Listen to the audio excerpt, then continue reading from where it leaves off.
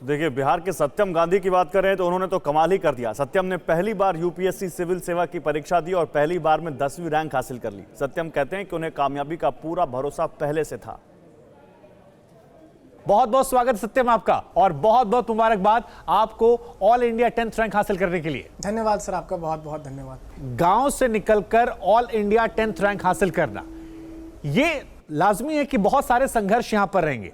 कल जब ये आपको खबर मिली, उसके बाद क्या बदल गया सत्यम की जिंदगी में? सर, मेरी ज़िंदगी में तो सब कुछ बदल गया। जब मैंने अपना रिजल्ट देखा पीडीएफ में ऑल इंडिया रैंक 10, तो पहले तो मुझे भरोसा नहीं हुआ कि ये सच है, पर उसके बाद मुझे कॉल्स आने शुरू हुए। सबसे पहले मैंने अपने घर पे कॉल किया, उन्होंने बधाइयाँ दी, और घर वालों के लिए भी सबसे बड़ा मोमेंट था, क्योंकि मेरे दादाजी जो 95 वर्ष के हैं, उनका एक सपना था कि उनके ख़ानदान से कोई कलेक्टर निकले, तो उनका मैंने सपना पूरा किया है। और साथ ही साथ जो मैंने परिस्थिति देखी सर, उसकी बदौलत मैं आज यहाँ तक पहुँच पाया हूँ। तो सर, काफ़ी बड़ी उपलब्धि है सर मेरे लिए। नहीं तो कुछ अपने बैकग्राउंड के बारे में बताइए, क्योंकि बहुत लोगों को ये इंस्पायर करने वाली कहानी है। जी बिल्कुल, ऐसा कहा जाता है कि जो इंसान जितनी कठिनाइयों और परेशानियों का सामना करता है, वह उतना मैच्योर बनता है। तो यह मेरे केस में हुआ। मैंने शुरू से ही अपनी आर्थिक स्थिति मेरी उतनी अच्छी नहीं थी।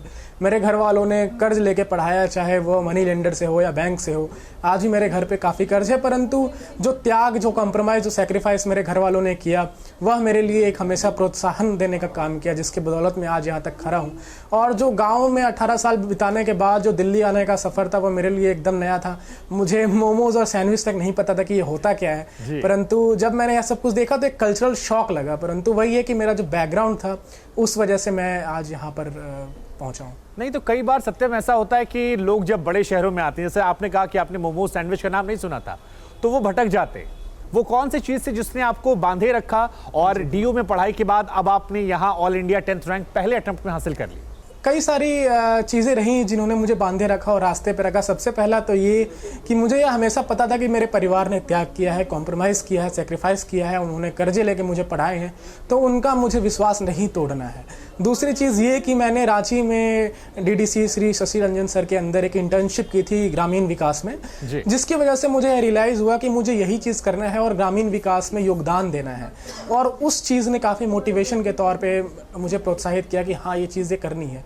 और तीसरी चीज़ ये कि मैं हमेशा से ही डेडिकेटेड और कंसिस्टेंट रहा हूँ पढ़ाई को लेके। तो ये तीनों फैक्टर्स हैं जिसने काम किया। जी, आपकी भाषा पर अच्छी पकड़, आपकी हिंदी अच्छी है। मैं आपसे बात करते हुए निश्चित इंसान आप साउंड कर रहे हैं, तो ये मैच्योरिटी क्या वो संघर्षों की वजह से थी, और यूपीएससी क्यों चुना आपने? सर, निश्चित तौर पर जो मैच्योरिटी आती है, जो इंसान अलग अलग समस्याओं को देखता है, वही ज़्यादा मैच्योर हो पाता है। और मैं पिछले 4 वर्षों से दिल्ली में अकेला ही रह रहा हूँ एक रूम में, तो इसने मेरे सोचन क्षमता को काफ़ी हद तक बढ़ाया। अकेले रह के जब आप सोचते हो डिफरेंट चीज़ों के बारे में, तो आप एक मोर मैच्योर इंसान बन जाते हो, जो मैं बना। और दूसरी चीज़ ये कि यूपीएससी मैंने इसलिए चुना क्योंकि इसके 2 रीज़न है। पहला तो ये कि चूंकि ग्रामीण बैकग्राउंड होने की वजह से मुझे पता था कि ग्रामीण क्षेत्रों में क्या क्या समस्याएं हैं, लोग किस तरह की समस्याओं को फेस करते हैं, तो उसको मैं चाहता था कि उसे सॉल्व करूं।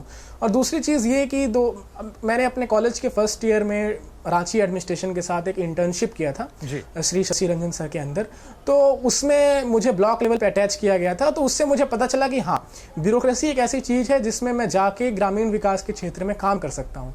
तो ये 2 फैक्टर्स रहे मेरे इस पूरे जर्नी जी। टॉप 10 की अगर बात की जाए तो 3 लोग बिहार से वहां पर आते हैं। फर्स्ट रैंक जो वो भी बिहार से, टॉप 10 में 3 आते हैं।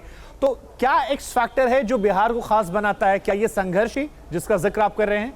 जी बिल्कुल, क्योंकि बिहार से जो लोग उठ के आते हैं, वो बिल्कुल ग्रामीण पृष्ठभूमि के होते हैं, तो उन्होंने संघर्षों को देखा होता है। कोई भी वहाँ पे अपने मुंह में सोने का चम्मच लेके पैदा नहीं होता है, तो उन संघर्षों से ही इंसान तपता है और आगे बढ़ता है। तो ये सबसे बड़ा फैक्टर रहता है जो बिहारियों को इस प्रेस्टिजियस एग्जाम में टॉपर बनाता है। जी। तो चलिए, जिन्होंने अथक परिश्रम के जरिए इतनी मेहनत करने के बाद इतनी बड़ी कामयाबी हासिल की, हम उनके सक्सेस से जुड़ी स्टोरी आपके सामने रख रहे हैं, उनका सक्सेस मंत्र आपके सामने रख रहे हैं। फिक्र आपकी, सोमवार से शुक्रवार रात 9 बजे सिर्फ TV9 भारतवर्ष पर।